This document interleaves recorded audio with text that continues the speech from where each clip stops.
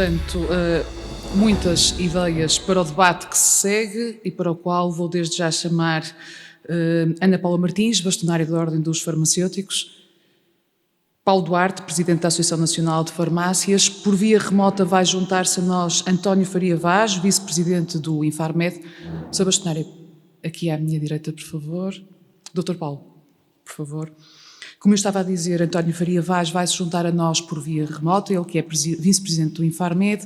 Contamos também com Paulo Gonçalves, da Associação Portuguesa de Esclerose Múltipla, e Rosário Trindade, diretora de Corporate Affairs e Market Access da AstraZeneca. Portanto, vamos partir para este expectável debate, ao qual ia pedir também a ajuda dos microfones móveis. Muito obrigada.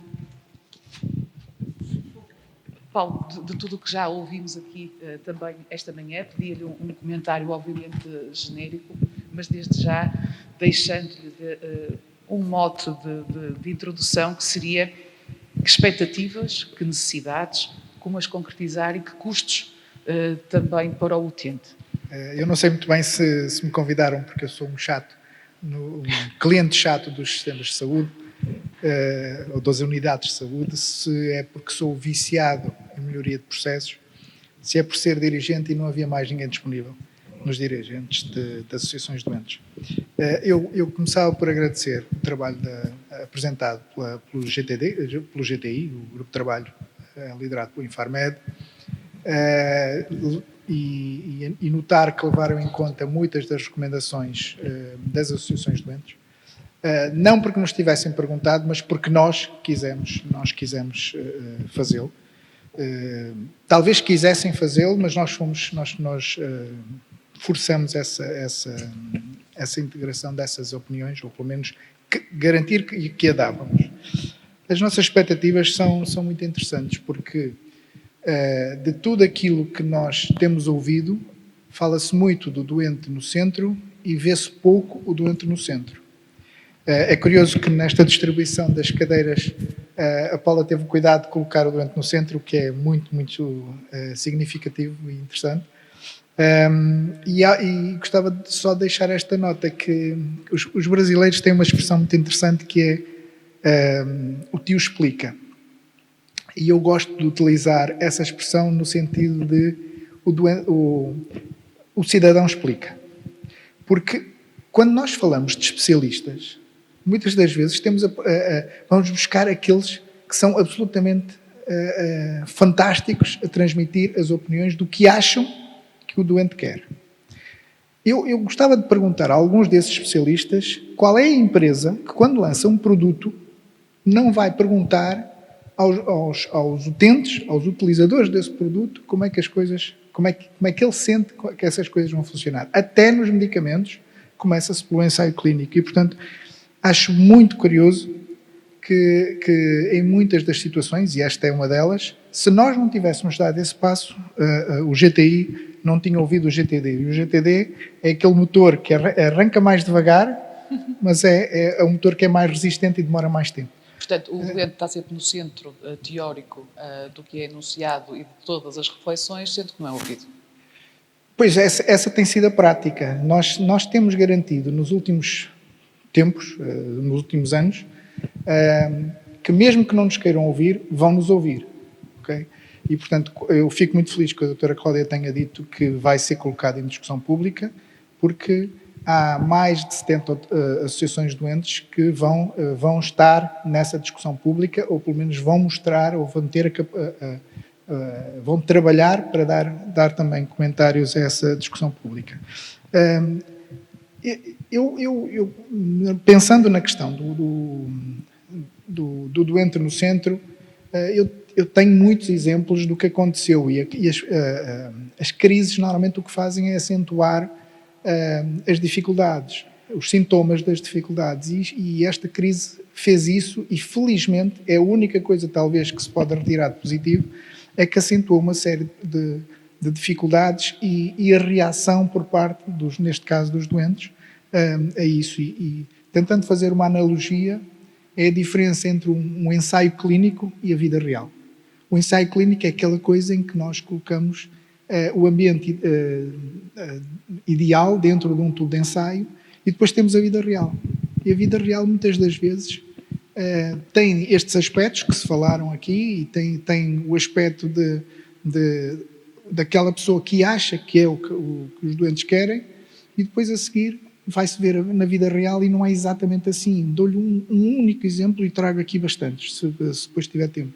Mas o facto de alguém dizer, de alguém faltar a uma consulta, de alguém faltar no dia que estão à espera para levantar um medicamento num hospital, eu tenho muitos casos que posso relatar, com nomes e dados concretos, portanto, não são inventados, nós temos os dados concretos, mas imaginem o que é, durante a pandemia, um casal, ele 74, esclerose múltipla, ela 75, insuficiente cardíaca, ter ligado para o hospital e dizer eu precisava de medicação para o meu marido. E no hospital perguntarem, mas tem receita? Olha, se não tem receita tem que ir procurar a receita, vir-nos trazer a receita, para depois a seguir nós irmos entregar a sua casa. Já agora vão entregar a casa porque foi ainda durante aquele período em que a entrega era gratuita, porque depois a seguir deixaram de entregar.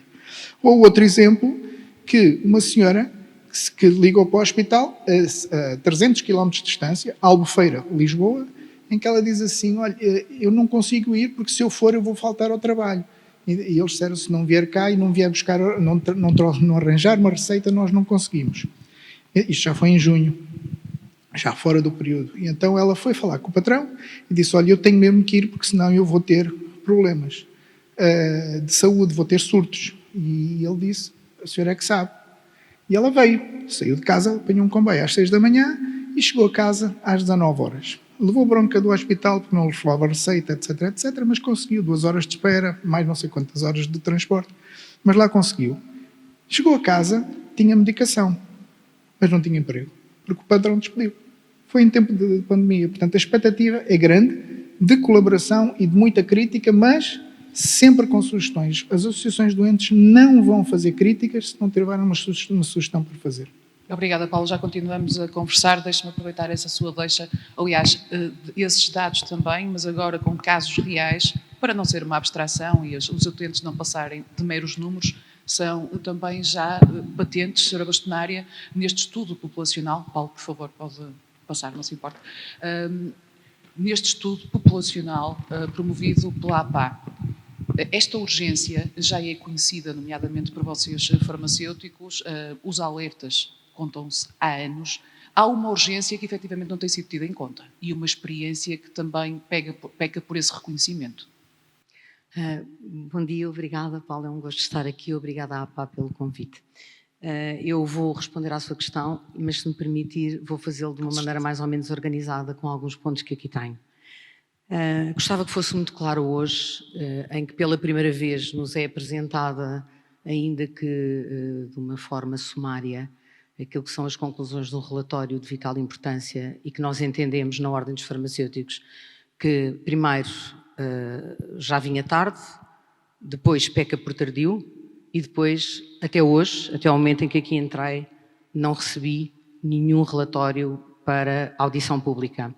E o tempo tem que ter alguma importância nos despachos que são publicados pelo Governo da República e o tempo, claramente, neste despacho está há muito ultrapassado. Mas a mim o que me surpreende, mais do que o tempo estar ultrapassado, porque a pandemia hoje já se tornou desculpa para tudo e para o seu contrário, é efetivamente uma questão que o Sr. Francisco Ramos colocava no início desta sessão e que era, e eu fixei bastante bem, vamos ou não vamos, de uma vez por todas, aceitar a liberdade de escolha dos doentes? E a resposta da Ordem dos Farmacêuticos é muito clara. Essa é a nossa proposta. Deixemos os doentes escolher aquilo que é melhor para eles. Porque os medicamentos que nós pagamos com os nossos impostos e os medicamentos hospitalares, eu recordo, são cerca de 1,2 mil milhões de euros, um bocadinho para mais, porque tem havido um crescimento da despesa, não pertencem ao Ministério da Saúde, não pertencem ao Infarmed, não pertencem aos farmacêuticos, nem aos médicos, nem aos serviços farmacêuticos, nem às farmácias. Destinam-se aos doentes com critérios. Primeira questão. Segunda questão. Estranho muito que o Infarmed aqui nos apresente, a partir de um grupo de trabalho, Eu já mencionei o facto de lá ter farmacêuticos. Tem farmacêuticos, mas esses farmacêuticos não representam a ordem dos farmacêuticos. Então, Portanto, quem representam-se a representa, eles. Sra. Senhora? Representam-se a eles próprios e os hospitais que os indicaram. Sobre essa matéria do que é que os farmacêuticos fazem em grupos de trabalho que violam códigos de ética, trataremos no sítio certo, que é na ordem dos farmacêuticos nos conselhos jurisdicionais. Mas adiante, falando... Eu estranho muito... Ou seja, tem que pôr a casa em ordem também, não é? Pois, tenho que pôr a minha casa em ordem, mas está à vista que não vou ter dificuldade em fazê-lo. Não vou ter dificuldade em fazê-lo. Há quem tenha dificuldade em pôr as suas casas em ordem. Eu acho que o Infarmed está com muita dificuldade em pôr a sua casa em ordem. Porque eu não reconheço neste momento, com aquilo que aqui nos foi apresentado pela representante do grupo de trabalho, independência na integridade técnica ao Infarmed para vir apresentar como proposta, igual a qualquer das outras, um modelo de distribuição de medicamentos nos centros de saúde. E aproveito ao grupo de trabalho, onde não vem aqui nada que tenha a ver nem com carreiras farmacêuticas, nem com consultas farmacêuticas, nem com recursos farmacêuticos. Nada disso É mencionado neste grupo de trabalho, é preciso que isto seja dito, e aproveita-se o grupo de trabalho para, já agora, também se propor o reforço dos serviços farmacêuticos nas ARS ou nos centros de saúde. Quais serviços farmacêuticos é que estamos a falar? O que é que estamos a falar objetivamente? Ou seja, estamos à espera que haja serviços farmacêuticos num sítio onde eu tenho dúvidas que eles façam falta, já lá vamos, para justificar, daqui a mais 10 anos ou 15 anos, que os medicamentos lá possam ir parar. E quem sabe, pergunto eu, ao Infarmed, estes ou outros. Mais uma questão muito importante. Em nome do quê? Da eficácia e da segurança. Não estou a perceber. O Infarmed, eu aceito que alguém que não tenha conhecimentos técnicos sobre o que é a avaliação da relação benefício-risco do medicamento fale em eficácia. Mas qual eficácia de quê? A eficácia dos medicamentos está muito estabelecida quando entram dentro do mercado ou quando são comercializados.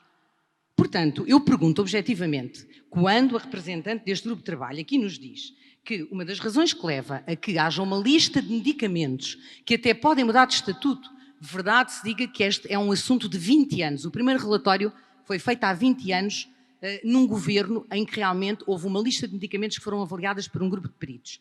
E eu pergunto, quem foram os peritos que avaliaram esta lista de medicamentos que aqui nos foi apresentada, que a gente não teve tempo para ver nem para ler? A CAM, a Comissão de Avaliação de Medicamentos, que faz parte dos órgãos de governance ou de governação do Infarmed, foi ouvida? Mas afinal isto é o quê? Temos grupos ad hoc que agora vão rever as AIMs dos medicamentos e vão decidir que eles devem ter outro estatuto? E uma questão muito importante, esta, que é uma falácia absolutamente, expressiva e que nós vamos denunciar. As questões de prova de eficácia e segurança. Que segurança é que estamos a falar? A hidroxicloroquina é segura? Porquê é que tem um modelo de monitorização adicional em ambulatório? Ou seja, todos sabemos, quem trabalha nesta área, que a relação benefício-risco é avaliada ao longo do ciclo de vida do medicamento. Portanto, estes critérios que aqui estão para escolher estes medicamentos e não outros, nós vamos querer vê-los pretos no branco. Aliás, preto no branco. E depois, a pergunta também muito óbvia. Quais são os países em que existe um estatuto de dispensa de medicamentos exclusivamente dos hospitais? Em estatuto de medicamento. Bem, o que eu queria dizer, para encerrar este primeiro round, é o seguinte. A Ordem dos Farmacêuticos, neste momento que eu estou aqui a falar, emitiu um comunicado à imprensa dizendo que pede à Sra. Ministra da Saúde, que é realmente quem representa o Governo da República perante os portugueses, que nos seja disponibilizado imediatamente este relatório. E nós pediremos à Ordem dos Farmacêuticos, que eu honrosamente dirijo por eleição e não por nomeação. Os colégios são consultivos, nós trabalhamos muito com os colégios, mas não são eles que têm a ação política e nós vamos pedir uma avaliação deste relatório a peritos a nível nacional independentes, porque neste momento, e reafirmo, e direi em todo o lado, a partir do dia de hoje, tenho muitas dúvidas sobre a integridade e a independência do Infarmed para tratar destas matérias. Muito obrigada, Sra. Bastonária. Parece-me particularmente óbvio que vou passar a palavra ao professor António Faria Vaz, que nos acompanha via remota. Professor, está-nos a acompanhar? Está-nos a ouvir bem? Dizer-vos que, enfim, a professora Ana Paula Martins tem toda a razão no que concerne à questão do nosso atraso na publicação, no envio à Secretaria de Estado do relatório. De facto, tivemos algum atraso devido a problemas técnicos, mas já endereçamos o relatório ao gabinete e estamos agora a aguardar, enfim, a apreciação do gabinete para depois procedermos à consulta pública, proceder à consulta pública prevista no despacho da Secretária de Estado da Saúde, adjunta da Saúde, quando emitiu este despacho para a constituição do grupo de trabalho. Dizer-vos, como já a doutora Cláudia Furtado... E em relação às competências e às questões muito pertinentes que até podem, de algum modo, ensombrar e criar mais barreiras de acesso ou pôr outra vez em suspenso uma ação e uma análise que se pretende há tanto tempo. Estamos aqui a arranjar maneira de continuar, se me permite a expressão, a empurrar isso com a barriga e estarmos mais uma década a discutir o mesmo? Não, penso que não. Penso que não há nem na constituição do grupo de trabalho, nem da parte do Infarmed, qualquer constrangimento à reflexão que foi feita sobre esta proposta, porque isto trata-se de uma proposta. Isto não é um documento definitivo, é um documento dinâmico, que certamente será revisto se, digamos, as propostas que chegarem forem suficientemente válidas para o alterar. E a professora Ana Paula Martins levantou algumas questões relativas, enfim, à execuibilidade, posso interpretar assim, de alguns dos aspectos que o grupo de trabalho considerou. São legítimas as dúvidas, absolutamente legítimas, e certamente que ficaremos, enfim, à espera que a Ordem dos Farmacêuticos nos faça chegar, enfim, nas suas sugestões e certamente que serão bem acolhidas. Não tenham qualquer dúvida relativamente a essa questão. Desculpe interrompê-lo, mas as questões levantadas pela professora bastonária já não são novidade.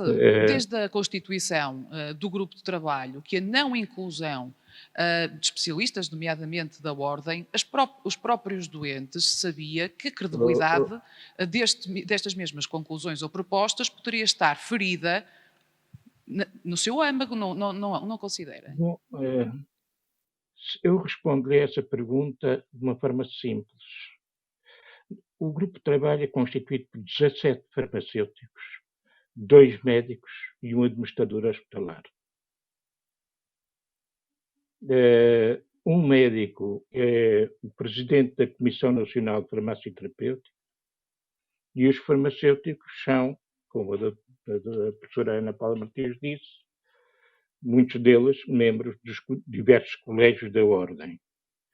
E, enfim, são pessoas respeitáveis, tecnicamente competentes e que fizeram um trabalho com inteira liberdade e com a vontade de demonstrarem que há outros caminhos que podem ser seguidos neste domínio e que até hoje não foram concretizados. Como disse a professora Ana Paula Martins, e bem, estes projetos têm mais de 20 anos, os projetos da transferência dos medicamentos dos hospitais para farmácias comunitárias, projetos esses que nunca foram concretizados durante todos estes anos. Evidentemente que o nosso sentir é de criar condições para que isso aconteça. Aliás, este projeto esta reflexão começou bem antes do Covid, e já se procurava na altura que em 2020 concretizássemos estas propostas. Não foi possível, por razões múltiplas, e esperamos que em 2021, temos esperança, que seja possível esta concretização. Portanto, eu penso que não há aqui um determinismo absoluto sobre estas propostas. Não há. E, portanto, há graus de liberdade para a alteração destes pressupostos. A nomeadamente doutora tendo Ana em Cláudia, conta na sua apresentação, permita-me interrompê-lo, a doutora Ana Cláudia, na sua apresentação, referia realmente logo no início haver expectativas que nem sempre conciliáveis dos diferentes parceiros. Quer-nos assumir desde já que obstáculos poderão ser esses insanáveis? quer dizer, há aspectos que, por vezes, são difíceis de concretizar. Eu posso lhe mencionar apenas um, dos muitos. Temos problemas com os sistemas de informação, é um aspecto. Um sistema de informação que implica, enfim, alguma reflexão sobre este procedimento. Sem ele, não podemos concretizar o projeto de proximidade de uma forma séria e competente. Temos problemas com os recursos disponíveis nas instituições de saúde para a concretização da proximidade no seu pleno. O grupo de trabalho recomenda que os recursos humanos e materiais sejam assegurados para a concretização deste projeto. Portanto, o que quer dizer, não basta fazer um diploma a dizer isto entra em vigor, nós temos que garantir, e o Poder Legislativo tem que garantir, que tudo isto funciona de um modo harmónico. Num extremo oposto, está, de facto, a diferença substantiva entre os preços dos concursos centralizados do Ministério da Saúde e os preços destes medicamentos em farmácia comunitária. Como é que se conjugam estes aspectos? Bom, iremos certamente encontrar uma solução na tentativa de, enfim, como disse a professora Cláudia Furtado, e bem, de garantir a sustentabilidade de todo o processo. E, portanto, de dizer o quê? Este processo, como disse a professora Ana Paula Martins, inicia-se nas instituições de saúde e nos serviços farmacêuticos hospitalares. Ele iniciou-se nas farmácias hospitalares. Tem um antecedente interessante, que é o projeto de TARV entre o Hospital Central e as farmácias comunitárias da região de Lisboa. Um acordo que foi feito e um estudo que está agora a ser sujeito a uma análise estatística por parte da Escola Nacional de Saúde Pública, que esperamos que venha a complementar a informação do relatório, sendo certo que no relatório já temos um anexo com, digamos, o relato sumário do projeto TARV-2. Um relato dos resultados do projeto TARV-2. Portanto, em que se comparava uma população seguida em contexto hospitalar com uma população que era acompanhada pela farmácia comunitária de doentes com HIV-Sida. E, portanto, sumariamente, sem ainda a análise estatística que estamos a aguardar, diríamos que, do ponto de vista substantivo, não há diferenças significativas. Já voltamos à conversa consigo, professor António, obrigada por esta primeira intervenção. Vou passar a palavra ao Dr. Paulo Duarte. Dr. Paulo, já é a segunda intervenção, percebemos na primeira da doutora Cláudia Furtado, que há aqui uma espécie já de passar para os centros de saúde parte das competências deste novo modelo de proximidade. Eu já não preciso de lembrar a ninguém o quão assoberbados, além dos aspectos que a professora Bastonária focou, de quão assoberbados estão os centros de saúde. Acha que, por outro lado, também isto pode ser mais uma gigantesca pedra no processo de dita aproximação às farmácias? Muito bom dia, obrigado pelo convite. E eu tinha hoje uma expectativa de conseguir ter, ao fim deste tempo todo, um mínimo de clareza sobre qual é o rumo que se pode seguir nesta área. E eu digo-vos honestamente, mas deve ser dificuldade minha, estou cada vez mais baralhado. É muito difícil de nós percebermos qual é o rumo qual é o rumo, qual é o caminho. E eu sei que nós dissemos em maio ao Governo e ao país e na Assembleia da República que continuaríamos a apoiar estes doentes até que houvesse evidência para se escolher qual era o modelo. Não iríamos, por nossa iniciativa, devolver os doentes aos hospitais e continuamos a acompanhá-los. Aliás, como se vê, 1/4 dos doentes, 26%, continuam a ser acompanhados por iniciativa deles e iniciativa de muitos hospitais, felizmente. Mas eu acho que há aqui um conjunto de equívocos e de perguntas que eu acho que é importante clarificar, e este é um bom momento para isso. Primeiro, qual é o modelo? Qual é a inspiração, não é? Em que país ou em que experiências internacionais é que nós vimos o que está ali? Ou seja, qual é a referência? Como é que os outros países? Os outros países também têm este modelo e esta complexidade entre aquisição pública, aquisição privada, fixação de preços. Qual foi a solução? Qual é a inspiração que nós... E esta é uma pergunta que eu não tenho resposta. Segundo, como é que é possível que ao fim de 4 anos, 4 anos, não é 4 dias, não foi no período de pandemia, que nós seguimos doentes na terapêutica antirretrovírica, 250 doentes, ainda, e essa era a primeira linha do despacho, que é avaliar as experiências existentes, e esta era a única experiência existente protocolada e escrita entre o Governo, os hospitais e todas as entidades, ainda não existe um estudo com base técnica, científica sobre esta matéria. Portanto, este anexo agora referenciado não convence. Aparentemente está em curso. Ou seja, ao fim deste tempo, esta é a segunda dúvida com que eu fico. E depois fiquei com dúvida se isto é um projeto de saúde ou se é um projeto solidário, por causa dos critérios de inclusão das pessoas. Nós estamos a falar da saúde dos portugueses ou estamos a falar de um projeto solidário? É que eu não vi, ou não vejo, compreendo que há pessoas que têm carências especiais e que devem ter um apoio especial, mas aparentemente este projeto é solidário, não é um projeto de saúde. A recomendação do grupo de trabalho é que isto se destina essencialmente a pessoas que por qualquer razão têm dificuldades. E eu acho que, por muito que eu tenha uma visão solidária das questões, aliás, participamos em vários projetos nesse âmbito e continuamos a participar pro bono, a acompanhar estes doentes e continuaremos sempre, porque não os vamos mandar para trás, porque nós conhecemos a cara deles.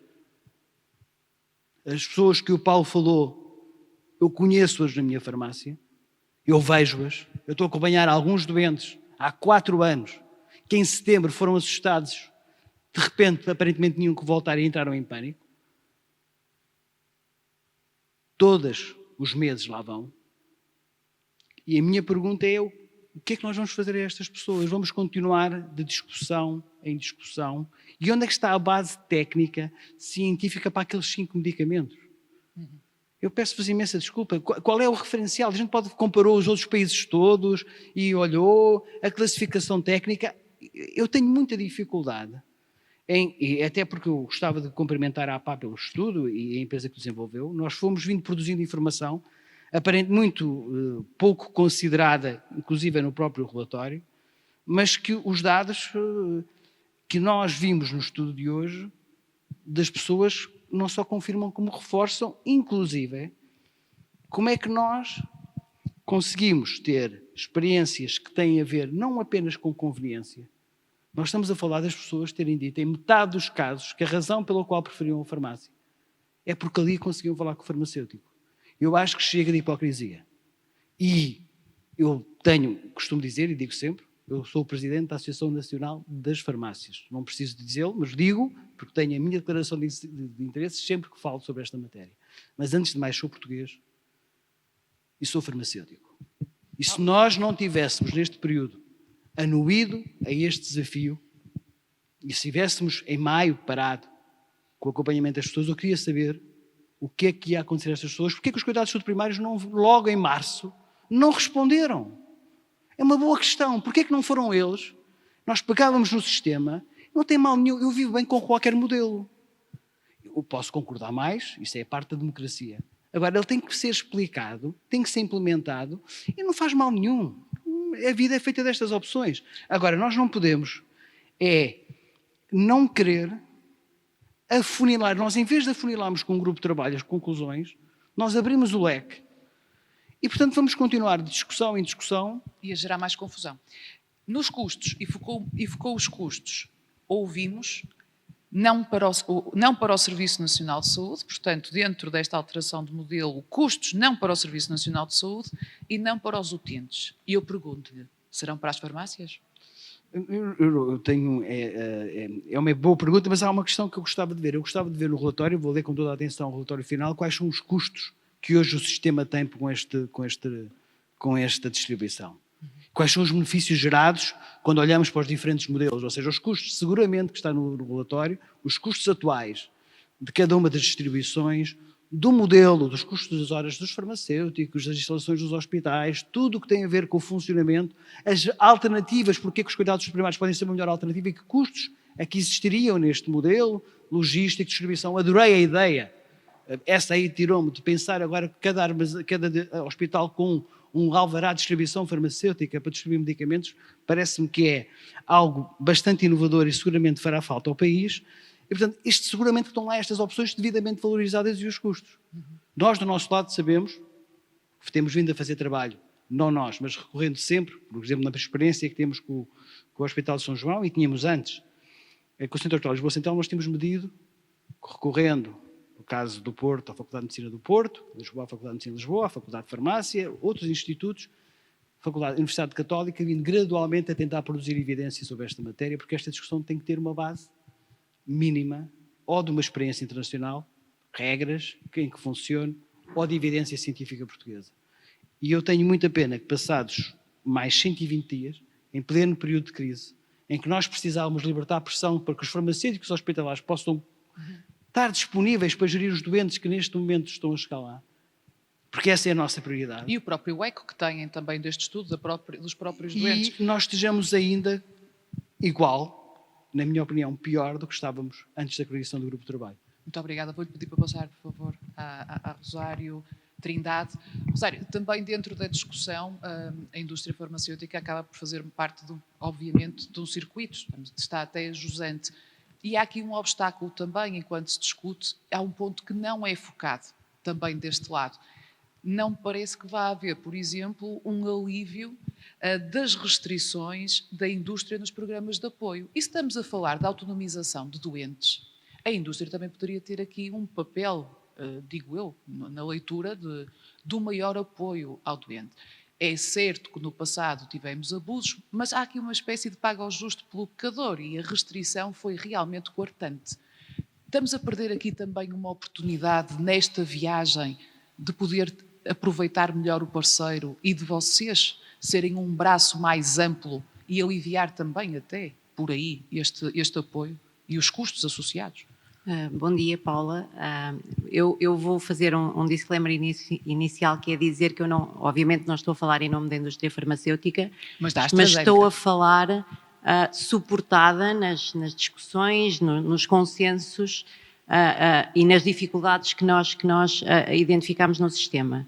E também queria fazer um ponto prévio que não está diretamente relacionado com o tema que nos traz aqui hoje, mas que tem a ver com a proximidade e acessibilidade dos doentes às terapêuticas de que necessitam. E eu acho que há um problema, de facto, a montante deste que estamos a discutir, que tem a ver com os prazos de avaliação e decisão para acesso a novas terapêuticas, que, como nós sabemos, colocam Portugal numa figura muito pouco abonatória, nomeadamente em termos europeus, com atrasos significativos e muitas vezes não justificados nesse acesso dos doentes às terapêuticas. Voltando agora à questão que me colocou, eu sou uma otimista por natureza e, portanto, eu se calhar vejo isto como uma oportunidade, porque independentemente, e obviamente que temos pessoas muito mais competentes para fazer essa defesa, mas independentemente do modelo adotado, se o modelo que no final for adotado for aquele que põe o doente no centro, o que aquele doente tem que garantir o que o modelo tem que garantir é que esse doente dispõe das ferramentas necessárias, nomeadamente a autoadministração, que foi focada como um ponto fundamental para a correta adesão à terapêutica e para que os benefícios associados a essa terapêutica possam ser cumpridos. E, portanto, eu vejo isto como uma oportunidade que não pode deixar de ser aproveitada, de voltar a pôr na agenda a questão dos programas de apoio aos doentes, naquilo que aqueles programas, e é disso que estamos a falar, visam garantir a adequada administração das terapêuticas e a adequada adesão às terapêuticas.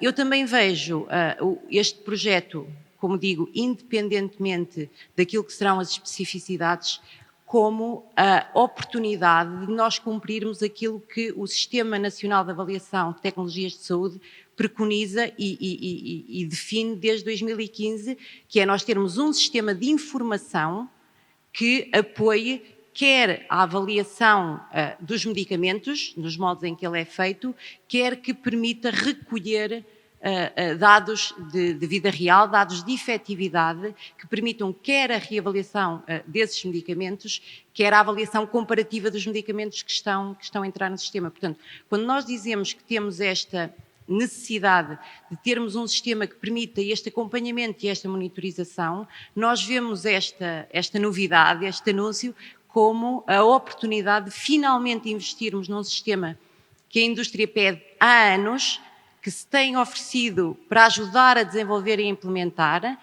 quer do ponto de vista do know-how, quer do ponto de vista efetivamente até financeiro, e que tem sido sistematicamente negado ou empurrado com a barriga. Portanto, eu estou a ser um bocadinho otimista, mas vejo que este problema, que é um problema real de acesso dos doentes às terapêuticas, e para mim e para nós, o medicamento deve estar onde o doente precisa dele e não devem ser questões de custos, barreiras administrativas ou tecnológicas que devem impedir que esse fim se concretize. Mas eu pode vejo, ser, de desde facto, logo, esta lista de 5, que quer a senhora bastonária, quer o Presidente da Associação das Farmácias, acabaram de referir que não há ou que não percebem, desde logo, claro, a seleção dos mesmos, não é? Claro. Temos aqui 5.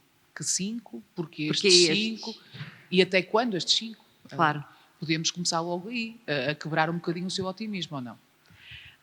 Eu não tenho competências técnicas, eu sou economista de formação e, portanto, um bocadinho farmacêutica por osmose. Mas percebe estes obviamente constrangimentos, sim. não é? Eu diria, olhando Eu também assim não de percebo, relance, mas eles perceberão.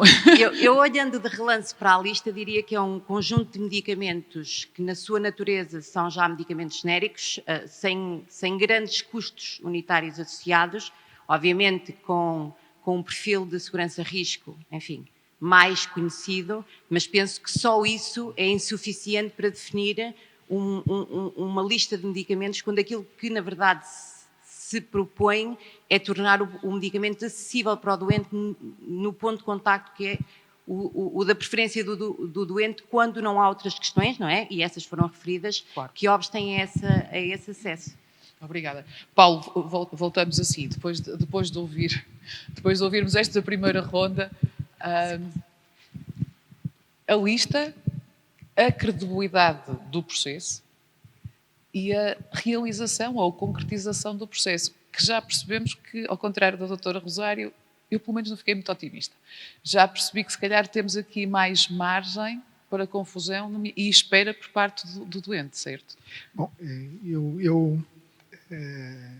enfim, eu sendo doente crónico, eu não estou aqui nem a representar-me a mim, nem a representar a Sociedade Portuguesa de Esclerose Múltipla, ou os doentes de esclerose múltipla. Eu estou a tentar ser bastante mais abrangente e representar os doentes. Estou a tentar fazer o meu melhor. E quando há bocado eu dizia o cidadão explica, aquilo que eu queria dizer também é que nas associações de doentes existem cidadãos que também são economistas, também são engenheiros, também são farmacêuticos, etc., das várias profissões. E informáticos. Precisamos tanto neste processo, certo, exatamente, Paulo? E desenhar processos também. E alguns deles vão poder participar no desenho, na avaliação, na monitorização do modelo que será implementado.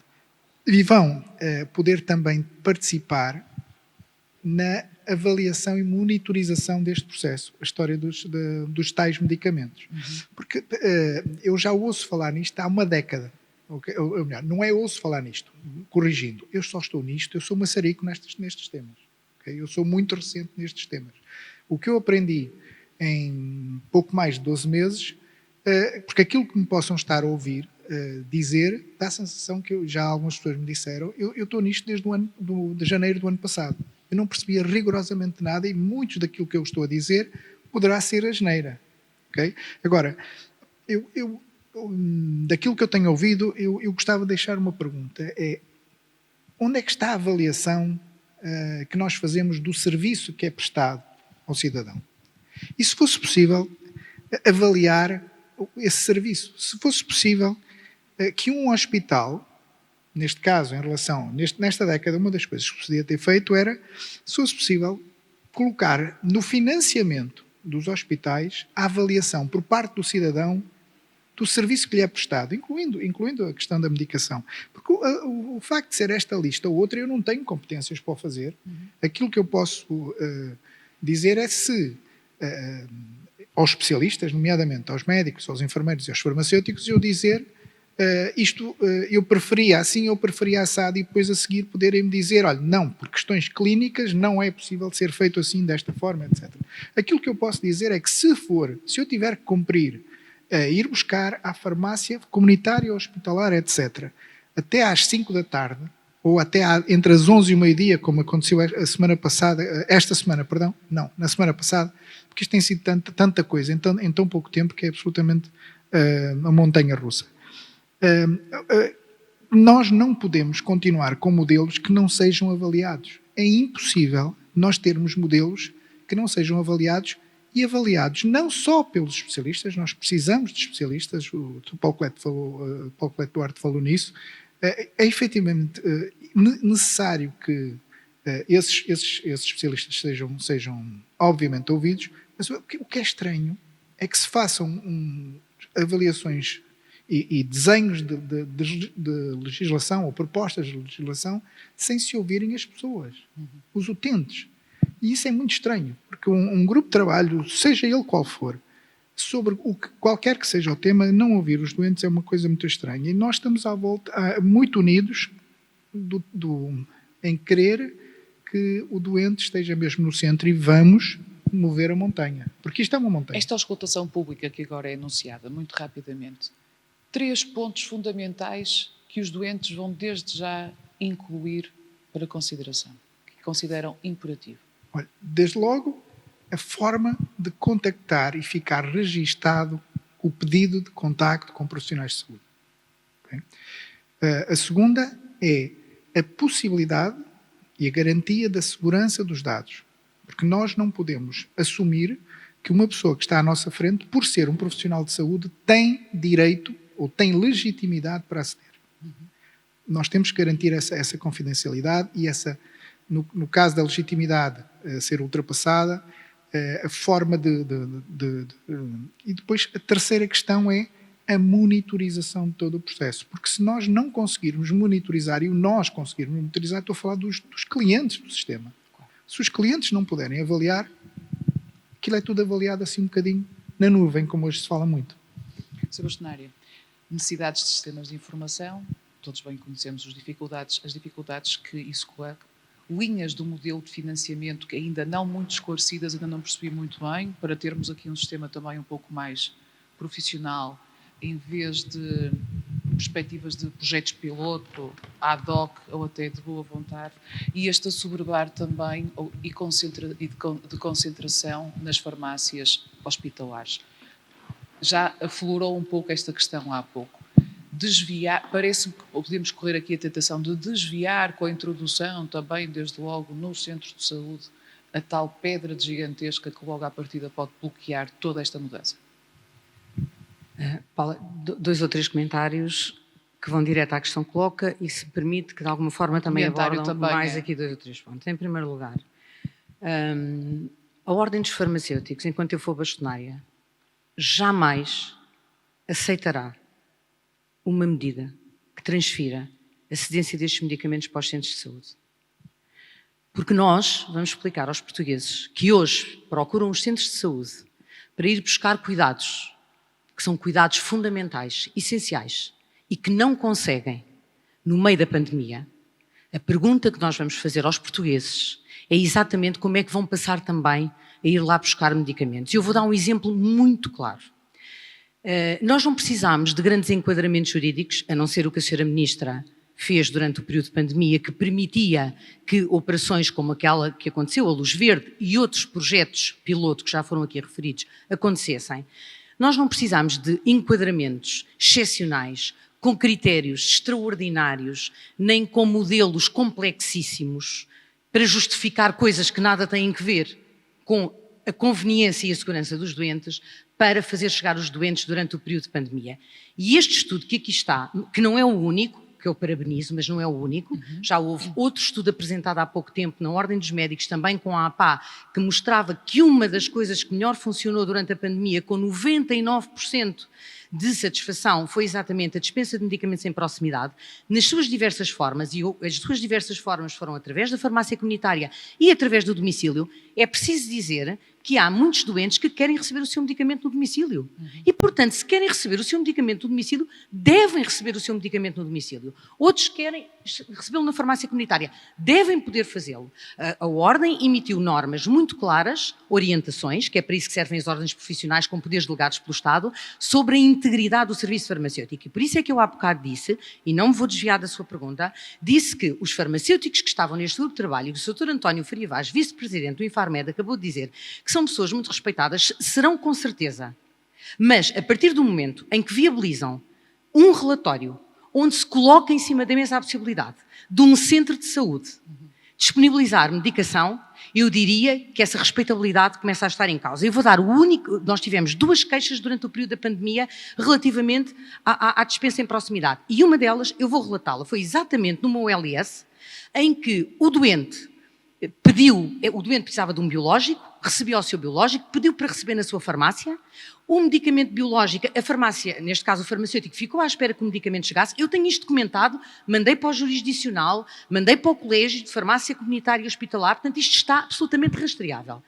E o medicamento não aparecia, e portanto, entretanto, o doente não aparecia na farmácia e o doente, entretanto, recebe um telefonema do administrativo do centro de saúde, do secretário clínico, a dizer o seguinte: tenho aqui um embrulho para lhe entregar, com este número de telefone para que estou a ligar, e que diz que isto tem que ser conservado no frio. O que é isto? O que é isto? Era um medicamento que custa para cima de 1000 euros. E a pergunta que eu faço objetiva a este grupo de trabalho e ao Infarmed é: como é que eu espero que a senhora Ministra da Saúde, pelas competências que tem, e o Governo de Portugal perceba o que é que está em causa, como é que nós somos capazes de, num relatório desta responsabilidade, colocar esta possibilidade, quando sabemos perfeitamente que os centros de saúde não estão em condições de garantir serviço farmacêutico, que não temos farmacêuticos. Olha, gostávamos muito que a carreira farmacêutica andasse, que não anda, que a residência farmacêutica abrisse, que não abre. Não é aqui que nós vamos discutir a consulta farmacêutica. Mal estarão os farmacêuticos hospitalares, que felizmente só meia dúzia é que pensam pelos vistos, como aqueles que estão neste grupo de trabalho, todos os outros e os mais jovens pensam de maneira diferente, felizmente, dentro da ordem. E a pergunta é: precisamos nós de um grupo de trabalho deste para nos dizer que a consulta farmacêutica é importante? Precisa o Governo de legislar sobre a consulta farmacêutica e de pagar a consulta farmacêutica, aproveitando um trabalho, deixe-me só dizer isto, que é para responder... Há outros pontos que é preciso legislar, não é? Há outros pontos. Não, esses pontos é que o grupo de trabalho não dizem lado nenhum deste despacho. Eu não me vou nunca afastar do despacho, nem deste relatório, nem que seja a última coisa que eu faço enquanto sou bastonária. Pelo país, pelos portugueses, pela seriedade das instituições. Há princípios e há princípios que são invioláveis. E, portanto, neste contexto, eu pergunto: esta queixa que eu acabei de relatar, é possível nós viabilizarmos uma situação destas? Ou aquilo que queremos é entregar os medicamentos, em vez de ser aos farmacêuticos, no circuito do medicamento, é entregá-los aos secretários clínicos ou aos enfermeiros? É que, se for para os enfermeiros, e espero que a bastonária Ana Rita Cavaco me esteja a ouvir à distância, então que sejam os enfermeiros, sim, a disponibilizar os medicamentos nos centros de saúde, também nas farmácias e nas farmácias hospitalares. Se é para ser assim, então é para ser em todo lado. Eu vou lhe dizer uma coisa. Deixe-me dizer, estes medicamentos que estamos a falar também foram aprovados para serem de dispensa hospitalar. Portanto, há uma regulação, há na lei, eles foram dispensados. No Estatuto do Medicamento em Portugal, porque não há em mais lado nenhum do mundo. Mas é desse que nós estamos a tentar alterar. Pois é, e era esse é que devia ser revisto. Era isso que eu lhe ia perguntar. Era esse é que devia ser revisto. Tem 30 anos. Esta parte legal também parece-me basilar, que tem que ser alterada. Mas por isso existe a Comissão de Avaliação de Medicamentos. E eu pergunto, claro que a Ordem dos Farmacêuticos jamais entrará numa batalha jurídica com o Ministério da Saúde, porque os poderes que nós temos são delegados pelo Estado português. Portanto, há aqui um problema de natureza política, claramente, mas não pode ser transformado, nem eu nunca o faria, num problema de natureza jurídica. Mas importa perguntar se isto não mereceria juridicamente uma pergunta, que é como é que o Infarmed, daí eu dizer que a credibilidade, a partir de hoje, depois disto que aqui foi apresentado, a credibilidade e a independência do Infarmed estão comprometidas, infelizmente, por este grupo de trabalho, e eu aqui quero excepcionar, com muita pena minha e com muito desgosto, excepcionar o presidente do Infarmed, que é um homem, um farmacêutico, uma pessoa séria, que eu considero, mas que de facto não consegue ter mão na sua gente.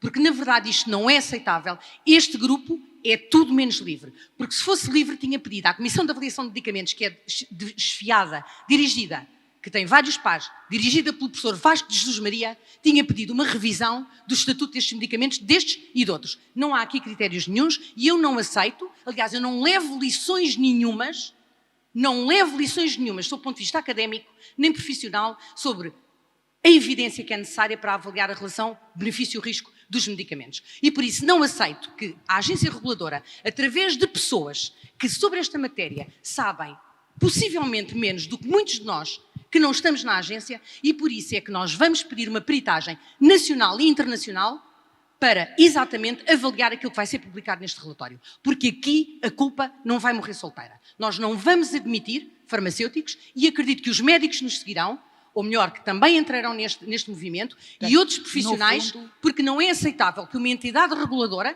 estamos a ver o mesmo a outros níveis, mas aqui não são chamados no âmbito da pandemia, e estamos a ver claramente uma sobreposição de matérias que são técnicas e científicas. Portanto, quando a representante do grupo de trabalho, que tem responsabilidades académicas, aqui diz, preto no branco, isto é um relatório técnico, isto é tudo menos um relatório técnico. Porque onde é que estão os resultados do estudo de STARF, que pelos vistos, diz o Sr. Vice-Presidente do Infarmed, que ainda estão a ser avaliados? Então, se ainda estão a ser avaliados, como é que o relatório já está produzido? Há muitas perguntas para responder e desta vez nós vamos prosseguir. António Faria Vaz. Precisava de mais alguns esclarecimentos, obviamente, da sua parte, porque também esta fase que se segue da auscultação pública não está a convencer, a ser suficiente para os esclarecimentos que aqui estão a ser pedidos e até para estas feridas de credibilidade aqui mencionadas. Deixe-me voltar às questões outra vez. Em relação à lista de medicamentos, ela foi proposta pelos farmacêuticos e terá, eventualmente, também, sido colocada por farmacêuticos hospitalares há já algum tempo antes deste grupo de trabalho. E, foi entendimento do grupo de trabalho pegar nessa informação e considerá-la para esta proposta. Eu acho que tenho que clarificar, mais uma vez, isto é um relatório de um grupo de trabalho. Em relação às questões que estão a ser colocadas, evidentemente que todas elas serão consideradas pelo grupo de trabalho e na sequência da audição pública. Em relação à questão dos centros de saúde, que é uma questão, sensível e que tem, pela sua natureza, enormes fragilidades, nós temos consciência disso, e quem propôs isto a proposta foi, partiu de uma reflexão dos farmacêuticos dos cuidados primários relativamente ao futuro do seu trabalho, porque hoje os farmacêuticos dos cuidados primários têm a responsabilidade de distribuição dos medicamentos pelas unidades de saúde. Qual é a aspiração desta proposta? Pronto, é conseguir garantir uma cobertura farmacêutica nos cuidados primários e a alocação de farmacêuticos em cada ACES, no mínimo. Mas isso são perspectivas, eu penso que a professora Ana Paula Batista tem toda a razão, isto é uma matéria sensível e frágil, e teremos que ponderar essa fragilidade face àquilo que diz muito bem. Relativamente a todas as outras questões, é preciso notar que o relatório vai ser publicado na íntegra, com todos os documentos que nos fizeram chegar, o que permite também refletir sobre aquilo que foi proposto pelos diversos parceiros que foram ouvidos, já foi dito que são mais de 40, e todos os documentos, todos sem exceção, estão no relatório que foi enviado ao Secretário de Estado. As preocupações da professora Ana Paula Martins também são as nossas, não tenha dúvidas. Nós temos essa preocupação e comungamos dessas preocupações. E temos, como dizia há pouco a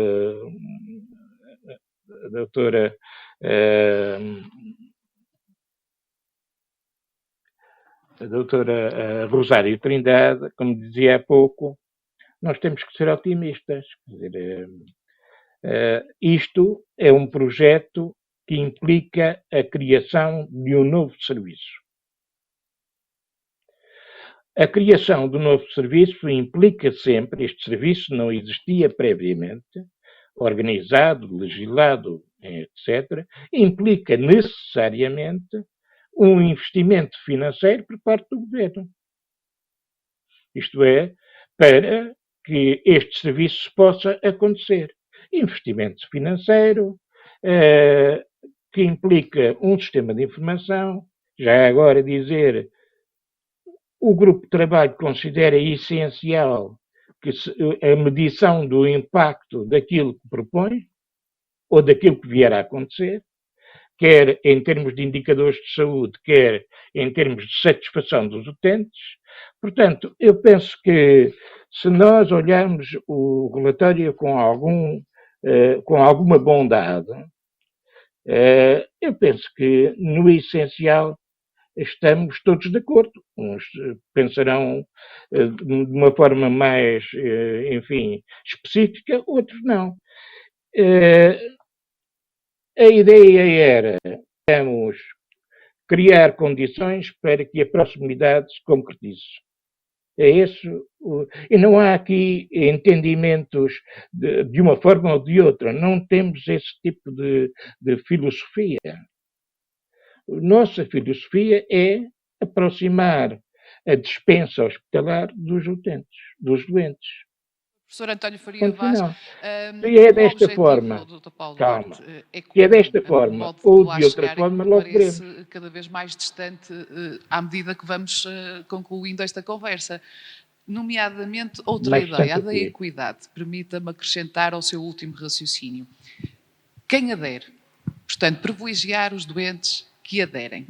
Mas não seria esta também uma oportunidade e de ouro para poder, com todas as vantagens da proximidade, a prioridade ser precisamente para os que não aderem? É esse tipo de questões, e eu acho que a Paula, que está de fora, se calhar, é que tu nos podia ajudar a responder essa pergunta. Depois do que viu hoje, não é? Eu acho que, eu não lhe devolvo a pergunta, porque isso nunca se deve fazer, não é? E vou dar a minha opinião, mas eu gostava de ouvir a sua opinião, porque realmente quem está de fora, quem não conhece tão bem as coisas, quem olha para aquilo que foi apresentado, as experiências internacionais, a visão dos doentes, realmente ouvindo o terreno, aquilo que aconteceu na prática de várias formas, e depois vemos as recomendações, não é? Aquilo que pode acontecer, o que é que nós conseguimos tirar dali? Ou seja, o que é que eu digo assim? Sim, nós todos hoje deveríamos estar melhor preparados para tomar uma decisão. Ou seja, eu imagino o que era se eu tivesse de tomar a decisão com base nesta informação. Qual é a proposta concreta, não é? Eu estou habituado a que a minha equipa, quando trabalha comigo, me proponha cenários, me diga quais são as vantagens e desvantagens dos diferentes modelos e qual é o risco que entende que deve ser assumido numa lógica daquilo que respeita à sua intervenção técnica suportada e deixando naturalmente, no meu caso, para a direção, aquilo que é a responsabilidade política de decidir se virar à esquerda ou virar à direita. E o que eu acho é que, efetivamente, nós não estamos preocupados com os doentes. Também nesse aspecto que a Paula levantou agora, que é, há efetivamente, eu não vou usar algum, mas é um exemplo concreto. A minha farmácia é na zona de Xabregas.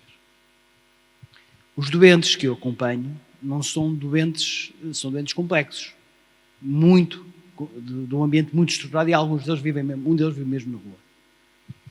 E a minha pergunta é, estas pessoas precisam de ser acompanhadas. E há uma oportunidade para melhorar a adesão à terapêutica. Isto não faz das farmácias comunitárias, dos farmacêuticos comunitários, melhores nem piores. Eu acho que estamos todos a tentar esquecer-nos da razão pela qual existimos.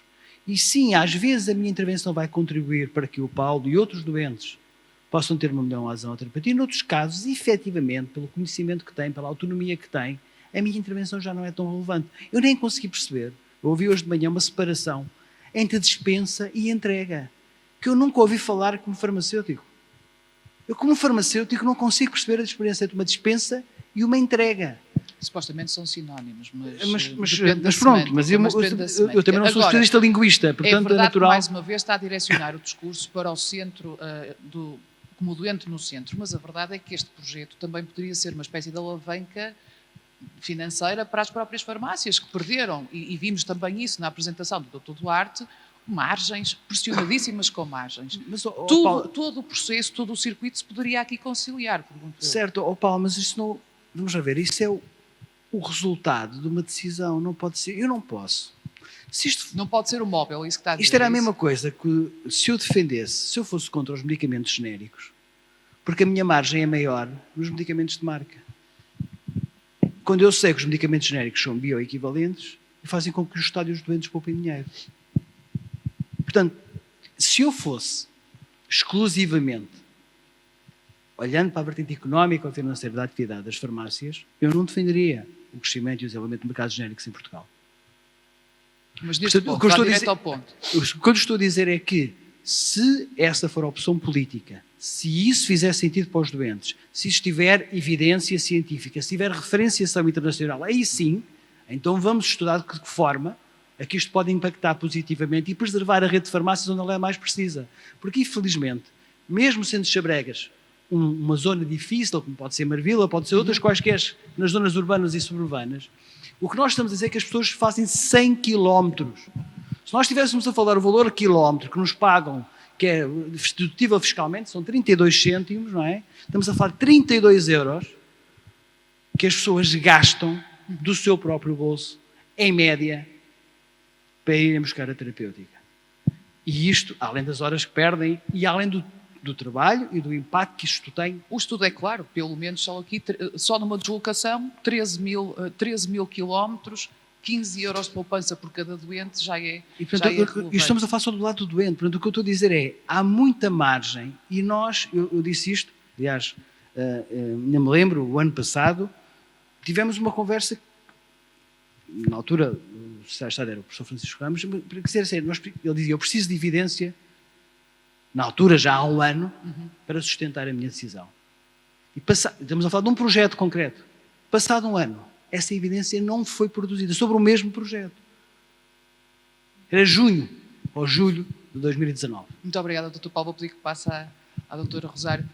Doutora Rosário, no imediato e tendo em conta este contexto, o que é que poderia ser desde já oferecido também nesta parceria, nesta melhoria da proximidade na dispensa dos medicamentos aos doentes e que poderá também, mais uma vez, poder ser desperdiçado? Paulo, por parte da indústria farmacêutica. Exatamente, voltamos à questão inicial. A indústria farmacêutica é quem, por natureza, melhor conhece os medicamentos, que investiga, que desenvolve, que produz e que depois disponibiliza. Mas poderiam estar, por exemplo, já falamos dos programas de apoio, estão disponíveis para isso. Linhas telefónicas de apoio são um exemplo. Isso já existe, não é? Já existe. Poderiam ser expandidas, por exemplo, este tipo de programas de apoio? A indústria esteve sempre disponível para ajudar naquilo que de facto fizer sentido e for necessário. E o exemplo dos programas de apoio, que como a Paula referiu, no passado geraram abusos e por causa disso foram proibidos, são um instrumento fundamental usado em todos os países europeus e que garantem que, de facto, aquele investimento que a professora Ana Paula Martins estava a referir, de milhares de euros em medicamentos, não é desperdiçado. Porque entre ter um doente a ter que se deslocar ao hospital e a incorrer em todos estes custos pessoais e monetários para fazer uma administração ou ter uma linha de apoio à qual o doente, se tiver necessidade, pode recorrer para garantir que está a fazer uma administração da forma correta, para tirar dúvidas sobre qualquer efeito que ele considere que possa estar associado à medicação, independentemente, obviamente, do seguimento necessário com o seu médico assistente, são tudo coisas que têm valores irrisórios quando nós estamos a olhar para aquilo que se investe na aquisição e na disponibilização destes medicamentos e, portanto, a indústria está obviamente disponível, nós temos lutado e temos colocado nos fóruns adequados esta disponibilidade. Acho que continuo a dizer, isto pode ser, encontre-se um modelo correto, isto pode ser de facto a oportunidade para finalmente o doente ter uma voz, essa voz ser ouvida e o serviço, não é? Ou os serviços se unirem da forma mais eficiente para dar resposta a essas necessidades. E, portanto, a resposta é estarmos, obviamente, completamente disponíveis e preparados para dar essas respostas. Obviamente. Muito obrigada. Obrigada a todos. Afloramos, obviamente, a ponta do iceberg e eu vou passar a palavra ao nosso chairman para as conclusões, o que imagino que não seja uma tarefa fácil, professor Francisco Ramos. Nós estamos já aqui já passamos a nossa hora.